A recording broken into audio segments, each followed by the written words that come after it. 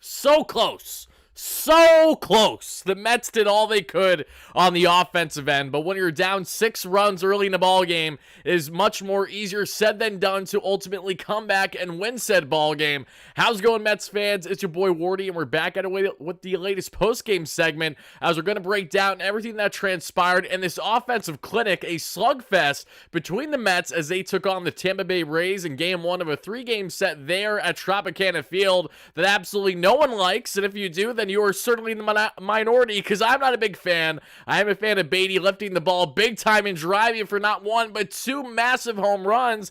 Brett Baty's career best game that we have seen to this point comes on the night where Jose Quintana can't even give you 3 innings without allowing 8 earned runs and 10 hits. He was batting practice. Why was Quintana batting practice? How concerning is that for us Mets fans? Is Quintana gonna fall into the Adrian Hauser category if this keeps up, even after having his best start as a Met 5 days ago, going 8 innings of 1 earned run ball? Key number 8 there as he gives up 8 earned runs in 2.2 innings tonight. A lot of breakdown from this 10-8 loss here against the Tampa Bay Rays, a Rays offense that has been struggling mightily so far this season. All they needed was Amed Rosario to face his former club for the spark to connect, and just like that, the Rays put up a 10-piece. They did in fact order the Happy Meal, the number 5 for McDonald's, against the Mets tonight. That is what we're going to break down, along with your initial reactions here in the live show, and people watching on replay. Let me know your biggest takeaways from tonight's loss down below in the comments. Shout out, as always, to our amazing sponsors on the channel at WardyNYM, and we'll break down here a little bit later in the show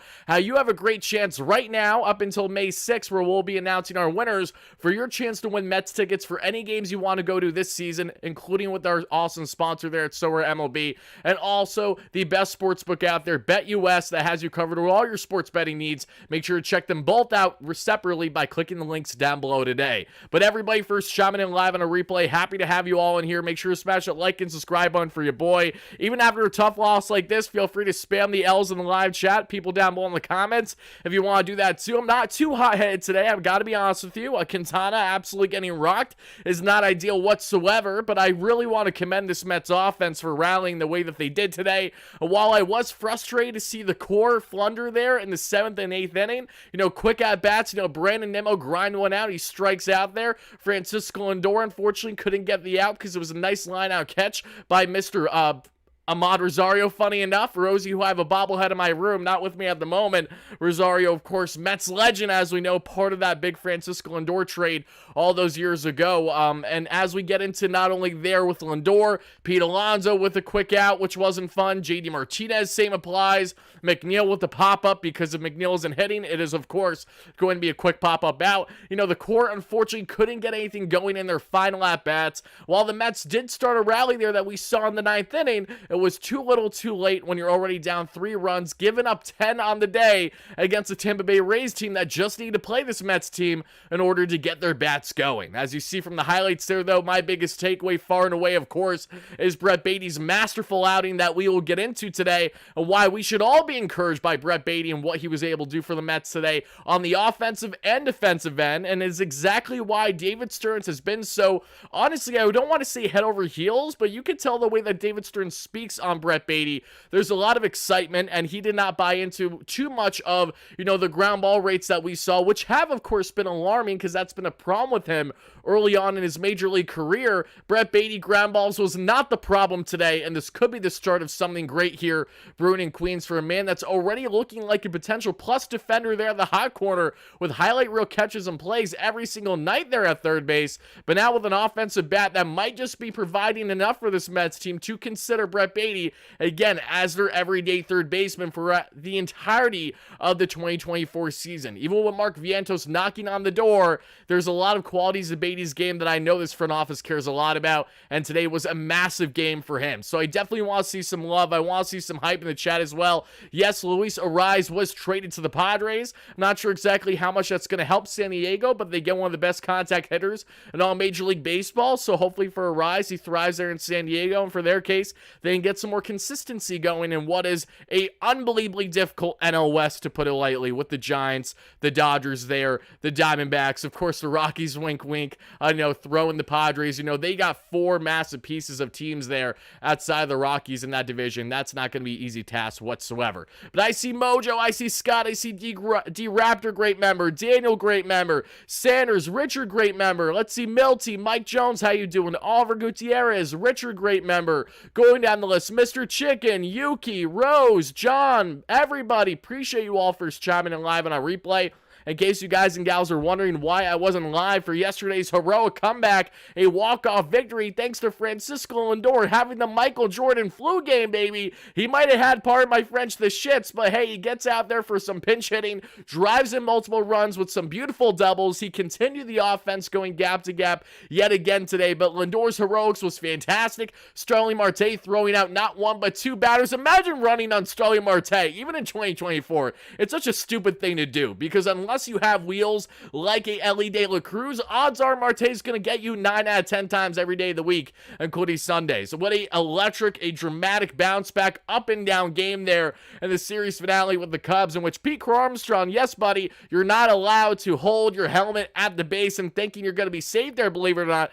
Make sure you know the rules a little bit. That, of course, is important. Former Mets top prospect, but big game for the Mets to salvage that series yesterday, along with the big news that Christian Scott has been called up, folks. You guys will see me speak more on Christian Scott tomorrow in our post-game coverage. I will also, barring any changes, because he did just hit me up, it looks like I'm going to be on a SNY New York Post collaborative segment tomorrow with my man Dexter Henry for, a New York Sports Shorts segment that you guys can find on YouTube and potentially audio early tomorrow. Be on the lookout for that. It should be on the New York Post Sports YouTube channel. Might be on SNY as well, YouTube channel. Not entirely sure. We're going to figure that out here once I'm off air. But I will be speaking more on Christian Scott tomorrow with Dexter. That's going to be exciting for sure. And overall, everybody, I just want to know your initial reactions to the Mets loss today, again by a final score of 10-8. We're going to get into shortly what transpired innings 1 through 9, of course. It's headlined by Jose Quintana, as we mentioned. But a couple more things I want to share with you all before we go further is the following.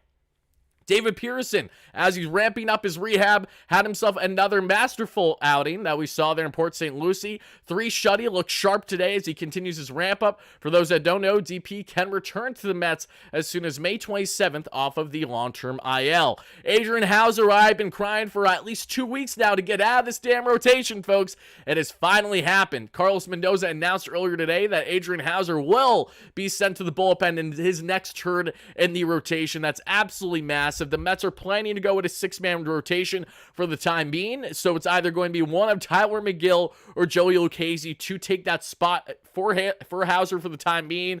We'll see if Joey Fuego or Miguel, whoever gets it, Miguel coming back, of course, as he's ramping up in rehab. Lucchesi's been looking sharp in AAA all season long. I could even see a world, shout out to John Saponaro from Till Mets Do Us Part podcast, because he said this on my tweet earlier, and I agree with this. We very well could see a world where Joey Lucchesi maybe gets the start there, but after a start or two, once McGill's fully healthy, they go to Tyler McGill. Tyler McGill, who I absolutely love, who I think is better off as a reliever like his brother at this point in his career. These are still guys that can provide innings for the Mets. And for an Adrian Hauser, had yet another frustrating start yesterday. Again, he said he took a step in the right direction. Carlos Mendoza literally said the opposite yesterday. He said, basically, no, I don't feel the same. And then we find out today that Hauser is sent to the bullpen. Adrian Hauser, in over 60 career innings, has a sub-2 ERA in the bullpen to over a 4.5 plus north of 5 as a starter at the major league level. So Adrian Hauser, a Trevor Williams type that can eat multiple innings for you and induce nice soft ground outs when you need him to, might just be the best fit there for this Mets bullpen as they're configuring their 6-man rotation, which does have Christian Scott involved in it starting tomorrow, as the young, exciting 25-year-old will be making his Metropolitan debut on the bump against the Tampa Bay Rays. And as a Florida native, it doesn't get much better than that. So very exciting stuff here. AZ, thank you so much for the donation. AZ says, what I want to see is the Mets are going to lose. They out to lose while they're throwing punches. 100%. Agree with you there, AZ. And this was another key loss for the Mets in the sense that they did not roll over and die in this one. This could have easily been a game where when they were down 9-3, you knew for certain they were going to lose said ball game. But that was not the case thanks to their heroics,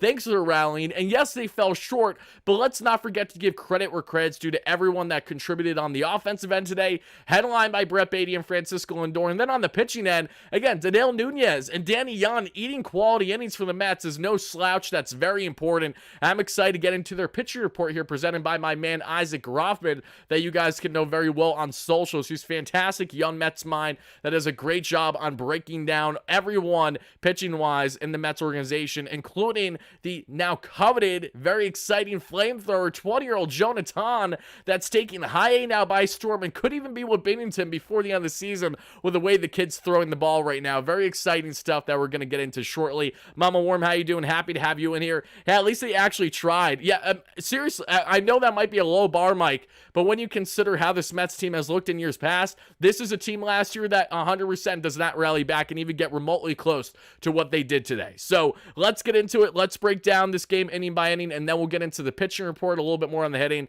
on all that fun stuff, and of course checking out our amazing sponsors at, of course, Solar MLB and BetUS. And as a matter of fact, everybody, first things first, everybody, unfortunately, Mark Vientos exited tonight's game in AAA Syracuse after being hit by a pitch on his left arm. Hopefully Marky V isn't dealing with any serious ailment out there and they just have him out for precautionary and don't want him to play the rest of the game. No need to. So hoping the best for Marky V there in AAA that we saw. But now let's break down everything that you guys and gals need to know from this one. Again, a lot transpired in this ball game. But before I get to that, everybody, I want to make sure you guys don't miss out on your chance to win Metropolitan tickets. And we're going to be announcing the winners on May 6th. So guys, we're going to jump to this just briefly real quick for 1 second. Our amazing sponsor at Solar MLB that you guys and gals can check out today by clicking the link down below. For those that don't know Solar MLB is the best MLB fantasy game out there. When we're talking about building your own team, being your own GM, and having fun collecting virtual cards that are unique to you, you can buy, sell, and trade these cards with your friends and with random people online. They're in the marketplace, available in the Solar MLB app. Very easy to utilize on your phone to do all those things to build your team. Same thing applies on desktop, and then you enter weekly tournaments with the team that you build, and how your team performs is based on how the players perform in real life. So Brett Baty, who I had on my squad tonight, had an absolute monster game, thankfully, because I had him starting at the hot corner. A guy that wasn't predicted to have much offensive contribution is now leading my so rare team currently in our active tournament at the moment, and you can enter at least, there's around 2 tournaments each week, every, multiple days or so. I think there's at least 2-3 days in which the tournament's going on, if not longer. Then it ends, then you enter a new one. And then these tournaments, you have a great chance to win cash prizes, tickets to see your favorite teams like we're about to break down here in a second, jerseys, and so much more, all with our great friends at Solar MLB. And the awesome thing is, again, if you guys know MLB The Show, if you like being your own GM basically online, building your own team, this is the game for you 1000%. We had so much fun working with them last year, and this year we're going to have even more of a blast working with them and upgrading our cards, because you can have uncommon cards, you can have common cards, you can have rare cards, and basically the difference is once you start to have higher rarities of cards, you can buy, sell, and trade these for real dollars and for good dollars. I have a Mark Vientos rare card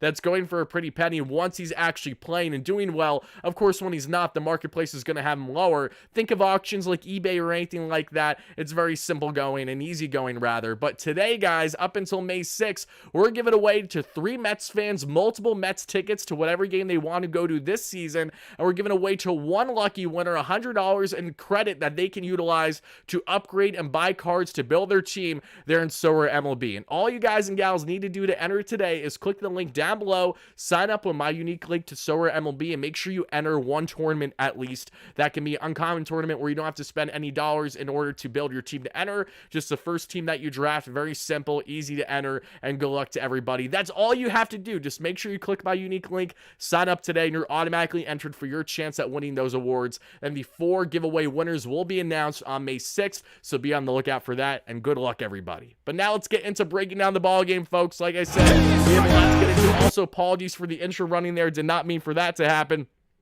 But let's break it down, everybody. We talked about all the latest updates. Final update, Brooks Raley, who Everyone, including myself, was absolutely, pardon my French, shitting bricks yesterday because we had Joel Sherman going out of his way to make an article saying the Mets fear Brooks Raley after being on the 15-day IL with elbow inflammation for a second consecutive year around this time, thinking, okay, it's going to go down, he's going to be fine. Doesn't go down right away. Now we're fearing a potential season-long injury. Carlos Mendoza provides a key update today, which states that Brooks Raley, the elbow inflammation is finally starting to go down. It's going down slower than they initially anticipated, but he's going to continue to throw for a bit of a time, and then when they feel that he's ready and he is clear, they're then going to start to ramp him up and see how he does ramping up, throwing harder velocity, and of course having more oomph behind his pitches. So until then, don't expect Brooks Raley back just yet. He's still going to be out for a period of time, but if the Mets can make sure to potentially avoid a significant injury with Raley this year by slow rolling his way back, that's perfectly fine with the way that they have been building this bullpen, in which both Carlos Mendoza and David Stearns have done a fantastic job in that all season long. But now let's get into the game, folks, because it starts here in the second inning. As we would see with 2 outs, Jed McNeil with a single. Then we would see Tyrone Taylor with a single and Brett Baty with a no-doubt 3-run home run. And it's funny I say no doubt, but you get Harold Ramirez in right field looking up. Where's the ball? I can't seem to find it. And it had such a high, I think it was a 43-degree launch angle. Just a thing of beauty. Baty smokes that thing. It's high. It's far. It's out of here. It gets lost somewhere there in the ceiling of Tropicana Field. And the Mets get themselves a quick 3-0 lead. But the most Metsian way imaginable, the way that they gain a 3-0 lead, they of course cough it up right away. The one time they have early offense going, Jose Quintana gets absolutely cooked. So as we advance further on in this one, folks, in the bottom of the second, Rosario, again, I love me some Rosie, I just don't love him doing well against the Mets. That's never a good thing. Rosario's been off to a great start this season with the Tampa Bay Rays, has an infield single. Calerio, I'm going to butcher his name if I say it right, so I'm just going to go with Calerio, with a double. De Luca making his Rays debut today with an RBI ground out. Mead with an RBI double. Of course, Yandy Diaz with an RBI single, and a Tampa Bay Rays team that's had a lifeless offense the majority of the season wakes up big time and ties the ball game there in the same inning. Mets Rays tied 2-2 as we then head to the third. In the third, we see Harold Ramirez with a single, Randy with a walk, Eddie Rosario with an RBI single to give the Rays a 4-3 lead, Calerio with an infield single, Jackson with an RBI sac fly that increases the lead 5-3 now in Tampa's favor. DeLuca with the back-to-back innings with clutch hits there, again with his Rays debut, a 2-run single and stolen base. Okay, the Mets are now down 7-3 here in the third inning. Diaz with an RBI single makes it 8-3 Rays, just like that. As soon as you thought you had an early lead, sayonara, it's out of here. And the Mets are giving up batting practice because Jose Quintana, again, it's not about commanding the zone because he wasn't walking everyone and his mother. The problem with Jose Quintana was he was throwing batting practice. It was straight meatballs right down the pipe. Yes, he gave up some soft contact, which didn't help him either. That was unfortunate. But he also gave up some hard contact. And when they're going gap to gap on you, and you are quite literally throwing batting practice the way that we saw tonight, naturally things are not going to end in the Mets' favor. And that was a very frustrating thing to see. Again, Jose Quintana's final line, 2.2 innings of 10 hit, 8 earned run ball, 2 strikeouts, 1 walk. On a scale of 1 to 10, everybody, everyone watching live and people watching down below, a comment on replay, where do you rate Jose Quintana's start tonight? And what's your concern level with him, if at all? Because trust me, this was a horrendous outing by Jose Quintana. It's Jekyll and Hyde from what we saw there just 5 days ago, where he won 8 innings of 1 earned run ball. On a scale 1 to 10, where do you rate his start today? I'm going to give him a 0. That's where I'm going to give Jose Quintana. But let me know where you guys land there in the chat. And again, thank you all so much for chiming in live on a replay. I was bringing down the latest in Mets land as the Mets faltered to the Tampa Bay Rays tonight by a whopping score of 10-8 there. A slugfest there in Tampa, not in the Mets' favor, unfortunately. And they look to bounce back big time and make sure that they stay in this series with their young, exciting right-hander Christian Scott making his long-awaited, highly anticipated debut tomorrow against these Rays. I believe it's a 7:10 Eastern game. Got a lot of 1s and 2s and 3s. Sonia even putting a 3 there is honestly impressive to me. You know, I don't know what you saw to label him a 3, but hey, a 4 says Alex. Negative 10 says Mike. That's what I'm getting at, baby. That's what I get. Max Critic, I absolutely love, but Critic I don't think is going to get a look over Lucchesi or McGill right now, but we'll see. I don't know. Be nice. That says PB.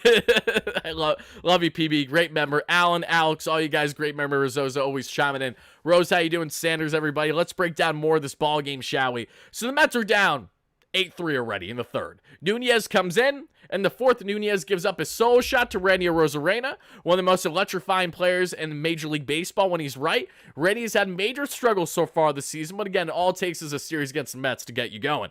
Randy with a home run there. Then as we advance to the fifth, down 6 runs, 9-3 currently is a score. Tyrone Taylor then with the double. Tomas Nido with the single. Brandon Nimmo with the walk. Marte with an RBI sac fly makes it a 9-4 ball game. Mets are getting things rolling here, all with 2 outs. Francisco Lindor, 2-run double there to right. That makes it a 9-6 ball game off Seville, who ends up leaving the game at that point, and that's huge because Seville has not pitched well. He just gave up 6 runs against the White Sox his last start out there. I was about to lose my mind if the Mets did not jump on this guy. Thankfully they did, but of course, again, the one time the Mets get an 8-piece like this, they're giving up 10. Again, nothing is going in their favor. This is a definition of a Metropolitan 500 ball club. They're going to be up, down, roller coaster. How you doing? Where you going? Where you been? Sayonara. The Mets are a roller coaster of a ball club. We all know this. That's why, again, a game like this isn't overly shocking. If it's in Tampa, just for some context, everybody, God willing, the Mets can make it happen tomorrow. But if the Mets win one game in this series, it'll be the first time that they win a ball game at Tropicana Field since 2015. So a near decade ago is the last time the Mets have won a game in this ballpark.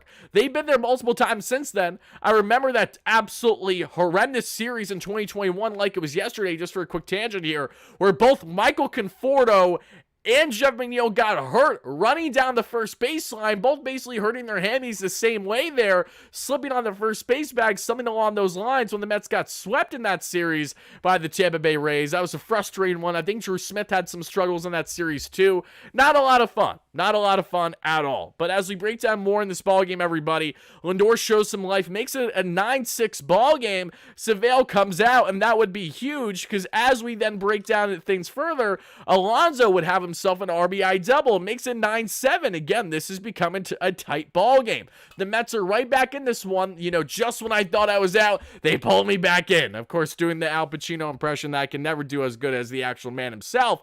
I digress. We then get on to the bottom of the fifth. Daniel Nunez with his first 1-2-3 inning, only 1-2-3 inning of the day with 2 strikeouts. He looked fantastic that we saw there. Nunez has plenty of life on the heater, looked good with the breaking stuff too. Nice little outing for Nunez, who again has been honestly a not bad option for the Mets in their bullpen. Reed Garrett, Nunez, Danny Young, come on down. Feels like every time the Mets are calling up these guys, everyone not named Michael Tonkin is getting the job done for them for the most part. And then the bottom of 6th then, Jorge Lopez comes in. Jorge, this was an unfortunate outing. I didn't think Lopez pitched terrible by any stretch, but the walks were an issue for him today. Struggled a bit to command the zone, gave up some soft contact. That did end up hurting him because he starts things while giving up a Paredes walk. Ramirez then with a single, his 3rd hit of the day. Randy Arozarena with a walk. Eddie Rosario with an RBI comebacker infield single. Yes, you heard that correctly. In a 9-6 ball game. Rosie with a comebacker right to Jorge, thinking right away, plenty of time to get the out. Doesn't get it though, bobbles it. Rosie's safe and the run comes in. Right after Brett Baty starts a masterful double play to end the inning. Baty already had an electric catch at the hot corner earlier on in this ball game. And already has a home run on his resume. Picks things up defensively yet again with the perfect throw to Nido at home to get the runner out there. And then Nido there to Alonso at first for the quick double play. Jorge Lopez escapes his jam while only allowing that 1 earned run. As we advance further on in this one, we then get on to pardon me everybody, just want to make sure I catch up here in the bottom of the 7th. Danny Young is pitching. He has himself a 1-2-3 inning. That slide piece is looking nasty, especially those righty batters. There's very little ways to hit that if that thing isn't hanging. If you're down and in, you're either going to sort or you're going to foul it off, or it's, hopefully even going to be a pop-up depending on the situation there. But really nice stuff from Danny Young there. And in the 8th, he gives up a walk to Paredes, and Ramirez is out after initially looking like he legged out an infield single. The Mets challenge it. They win the challenge. Randy Rosareno with another walk, but thankfully Danny Young escapes that jam unscathed. So Danny Young with 2 quality innings for the Mets tonight in relief, and they needed it. Big innings eaten by the southpaw now, who may very well have a solid impact in this Mets bullpen while Brooks Raley is still working his way back, which could be for a decent period of time now, dealing with that elbow inflammation. But in the 9th, we see Brett Baty, of course, rips his 2nd home run of the game, his 3rd of the season, his 4th RBI. A nice liner there to right off of Adam, who has only given up, I think, 1 hit this season, or at least 1 hit in a minute for the most part. Adam couldn't even believe that it got out. It did. And the Mets make this a 2-run ball game. But 2 outs later, Brandon Nimmo with a double, and Starling Marte unfortunately strikes out Silly to end the ball game. Mets go on to lose by a final score of 10-8. Brett Baty is your star of the night, of course, with 2 home runs and 4 RBIs. And to expand a little bit more here on Brett Baty, everybody, we can take a look at the Mets hitting as a whole today. It is as follows.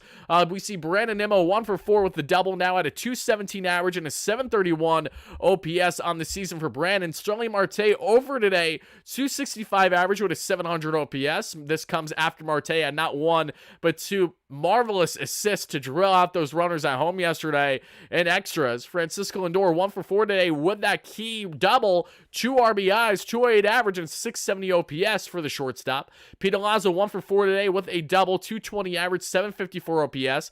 JD Martinez went over. JD, had the one at bat where I was frustrated, where I wish JD hit a home run. That was as the Mets were still rallying there. Again, you got Alonso at second with 2 outs. He strikes out on a heater right down the pipe. I know that JD's a free swinger there, and he hasn't been off to a bad start by any stretch, but man, that was a situation where I would have loved JD Martinez did his first Met home run. 269 average, 642 OPS on the season.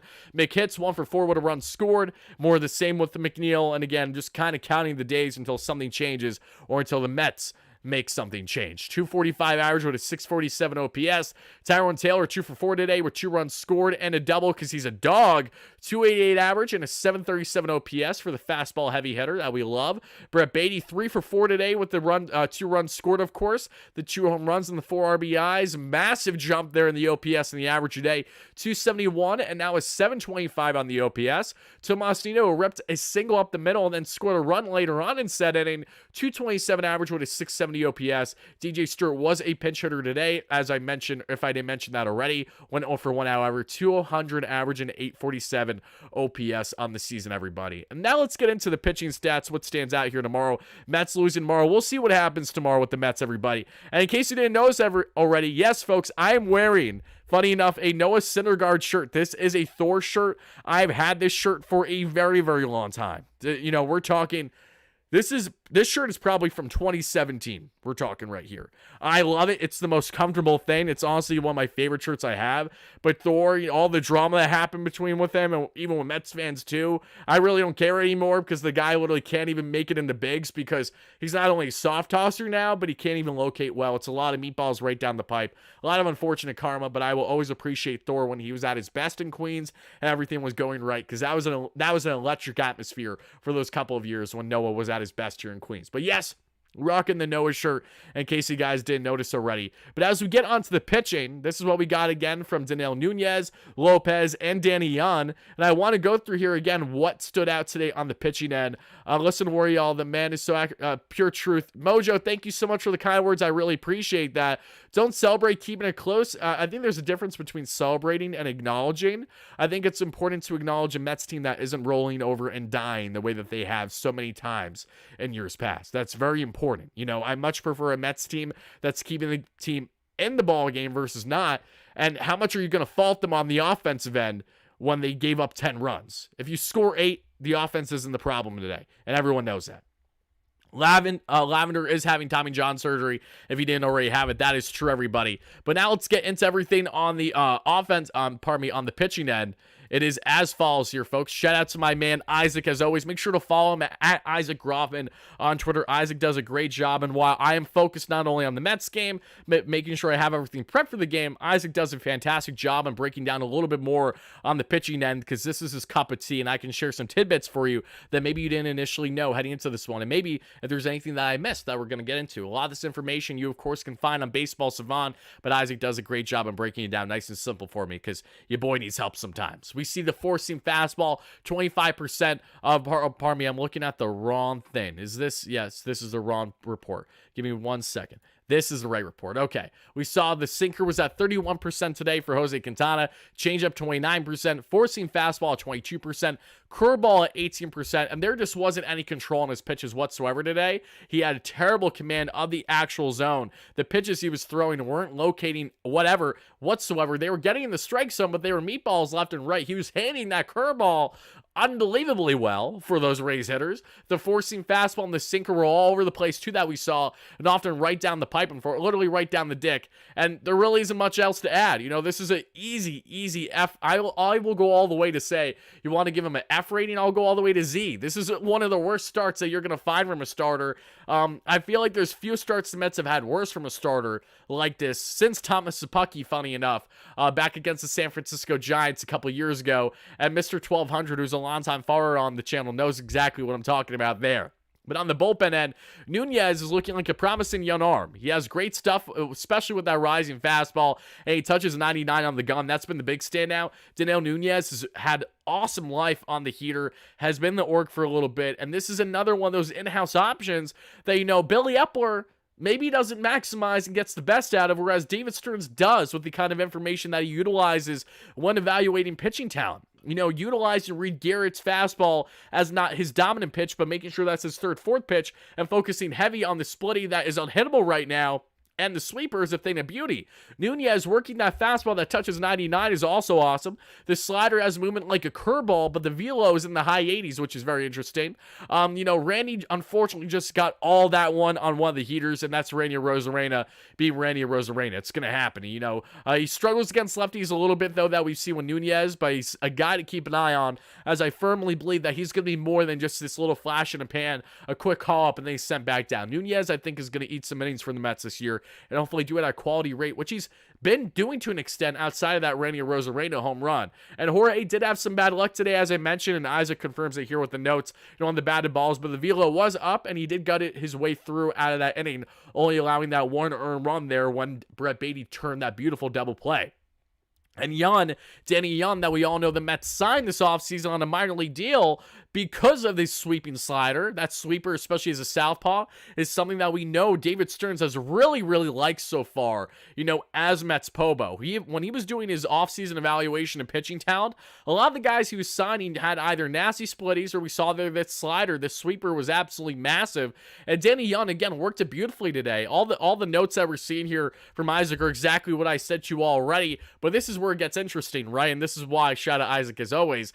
One of the sweepers that he threw today had 25 inches of horizontal movement. That's over 2 feet of movement. That is absolutely disgusting. I mean, we all know how nasty the sweeper is by Mr. Adam Ottavino, righty on righty, down and away. I mean, he can make Javier Lopez, I'm not Javier Lopez, I don't even know why I said that, Javi Baez, you know, look even sillier than how he did in his strikeout against former Met Marcus Stroman, former Met on former Met crime today there in the Bronx that we saw. But again, his low arm angle makes his sinker, which is low, and that makes it unbelievably hard to hit. There's a lot of good looks with Danny Young. Well, Brick's really on the shelf now for potentially a significant period of time, or at least a longer time than we initially expected. Danny Young could be a mainstay now in this Mets bullpen as their second lefty option along with Jake Diekman should the success continue. So Danny Young, who got the win for the Mets yesterday, funny enough, doing his best Reed Garrett impression out here in extras, is now looking like he might be the latest weapon that both David Stearns and Carlos Mendoza plan to utilize in this bullpen. Very exciting stuff there when it comes to what the Mets have been able to build in their bullpen so far this season, but where we certainly have had a big frustration has been the lack of unity with everything. It's like if the Mets bullpen has been looking great, okay, then we're still losing a game like this. Like, this is a game where you hate to lose. The Mets have lost so many games already this season where you're like, are you kidding me? How are we losing them? But this goes back to being around a 500 ball club and still having a lot more work to do, as we know. You know, there's a lot of things that go into play in a 162 that favors the Mets, that doesn't favor the Mets. But if there's one thing that's certain, this Mets team does have fight.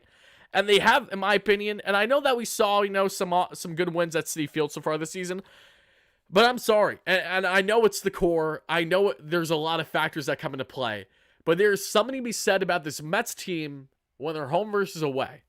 There's just something about Citi Field before the summer that there's just no good that comes out of it. And there's something to be said about Citi Field when you're in the fall, at the end of the season, heading into postseason, that there's just a lot of no-nos. And pretty much what I'm getting at is this Mets team, like most teams in Major League Baseball, which isn't surprising, thrives when they're in better climates and in nice weather. And in Dome and Tampa, where you're in comfortable weather there all day long, it's nice to swing, especially when you're not dealing with any freaking wind in there. That's why Baty's home runs were the way that they were today. Baty had some really nice drives there against the not St. Louis Cardinals, against the Chicago Cubs in this past series where the Mets split 2-2, and they were just falling short on the warning track, right? Or there were just some great defensive catches there by the Cubs outfield too. But there in Tampa, you can see the difference in which the ball's not only flying, but just how the Mets offense goes about themselves. It almost feels like they have this slight different edge where they know that they have a slighter uphill battle at Citi Field. I don't know how much of that goes in hand with the fans and their perception. I don't know how much of that just goes in hand with Citi Field is very much a pitcher's ballpark more than a hitter's ballpark, and it is not easy to hit balls out of that stadium, especially late night games earlier in the year before we get on to the peak of summer. So just some things to think about, but I'm really curious your thoughts on it for sure too.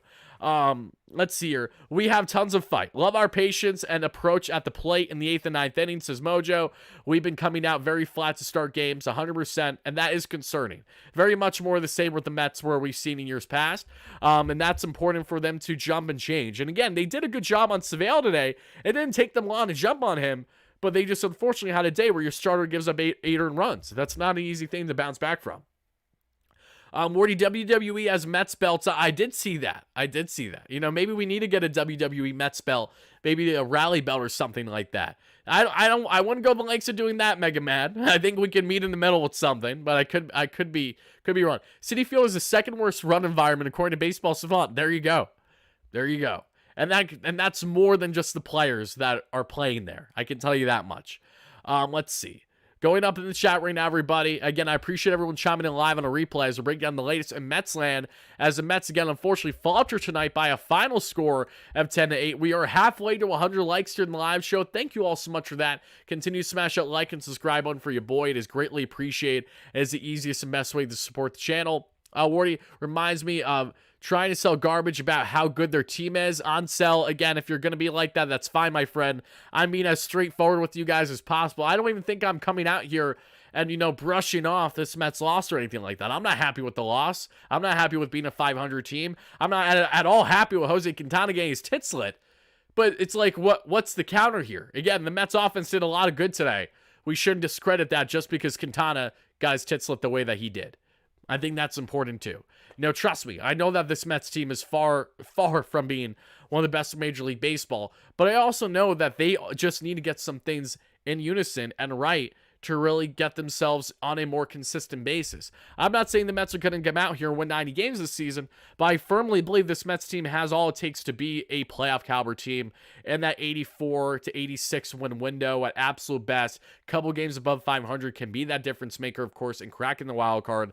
And I do firmly believe as well that they will be buyers by the MLB trade deadline. There's been nothing in my mind to this point to indicate otherwise. If there's something that is, we'll get to that then. But as long as the Mets are within that mix of playoff range, I assure you they're going to be buyers. Okay, Ansel, again, you got what you asked for. If it makes you feel any better, I have no clue who that is, and I think that's a good thing, because I think that there are very few in this chat who have any clue who that is. I'm assuming it's more of a season seasoned individual, considering your name is Ansel 1961, which enlightens me to believe you were born in 1961. That's usually what people do when they make quick accounts. I'm more of a seasoned fan here, as I see. Okay, that's fair. I understand that. Don't agree with the comments always, but I also don't know who the schmuck of the girl is. So to each their own. On a positive note, I am glad Baty hit that 100%. 100%. Home run at a 3-run bomb. Yep, I agree with you there. Not going to deny that. Brett Baty, again, that is an encouragement to say the least. If there aren't many encouragements from tonight, Brett Baty was at minimum one of them with the way that he played. Offensively and defensively, guys, Brett Baty is looking like a much better player than last year. And he needed a game like this too, because he had been laboring for a bit. He's been getting on base at a good clip. He's been taking his pitches. He's been getting his walks. He's been getting his singles. But it's about lifting and driving and pulling that baseball. And that has been the biggest issue with Brett Baty so far in his young career. But thankfully today, he exemplified those abilities like never before there that we saw. And that was awesome to see, to put it lightly, everybody. But before we get on to wrapping up the show, folks, let's get into a quick read with our amazing sponsor here at BetUS, who has you covered with all your sports betting needs. Make sure to check them out today by clicking the link down below. And if you guys haven't been chiming in to our pregame coverage, make sure you do so. We'll be doing pregame coverage every single week on the channel. Not for every single game, because that's fairly difficult to do when I'm a one-man show, even with other people that are going to be helping out and are going to be some awesome fellow hosts on the channel. But if we're going to be able to roll out anywhere from 3 to 5 pregame shows each week, we're very excited for that. And in each of them, we break down our picks and parlays of the day. And we are right now 5 for 5 at our latest picks. And also my picks yesterday separately as well with the Knicks was awesome. For those that don't know, I didn't do post-game coverage yesterday because I was in Philadelphia for the Knicks Sixers Game 6. It was tremendous. Had an absolute blast. Pardon my French, those Philly fucks were as advertised. They started fights all around me and my pregnant girlfriend as we tried to exit the game. Thankfully, neither me or her were hit or anything like that. I literally had to move her out of the way at one point, though.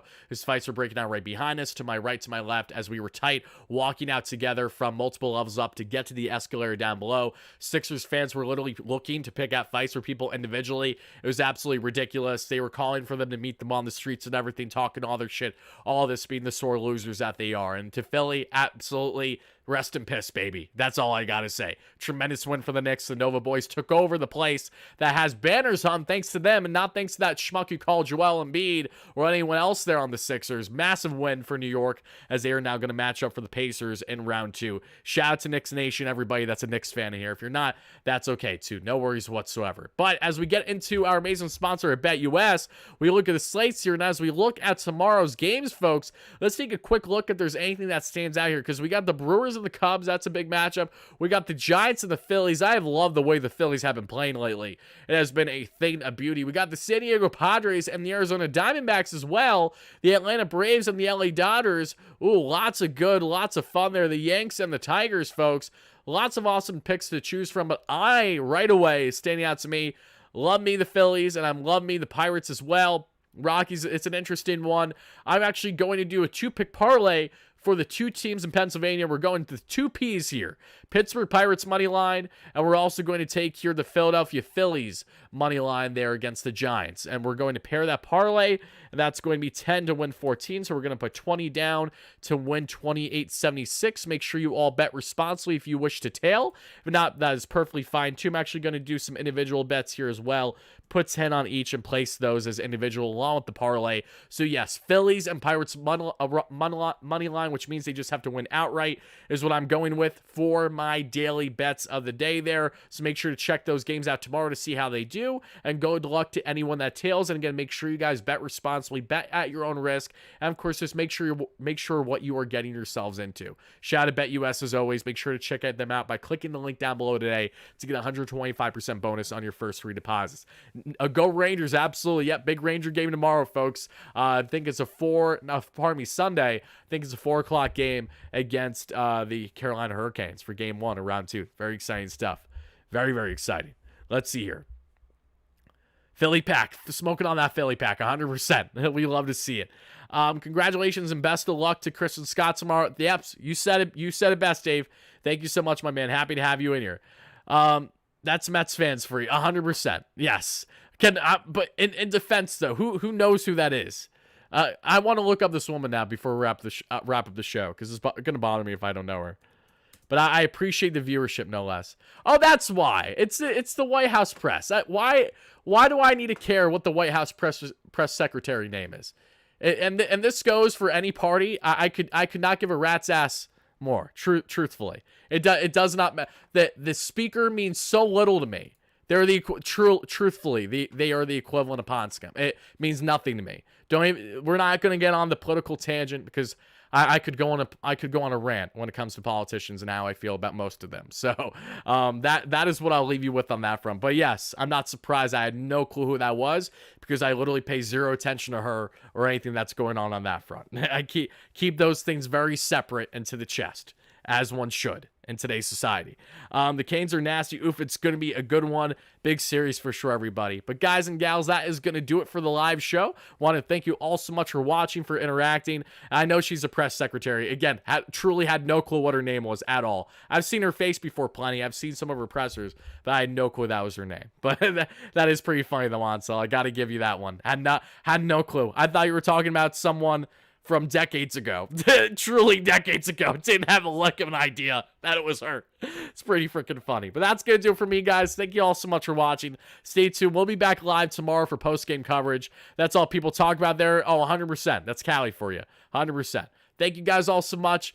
Chris, we'll see what Chris and Scott has in store. And again, be on the lookout, guys. I should have a segment with my man Dexter Henry out early tomorrow. They're paired with SNY and New York Sports Shorts. Be on the lookout. Until then, have a great one, folks. And as always, let's go Mets, baby. Peace out. Ansel, stop being a schmuck.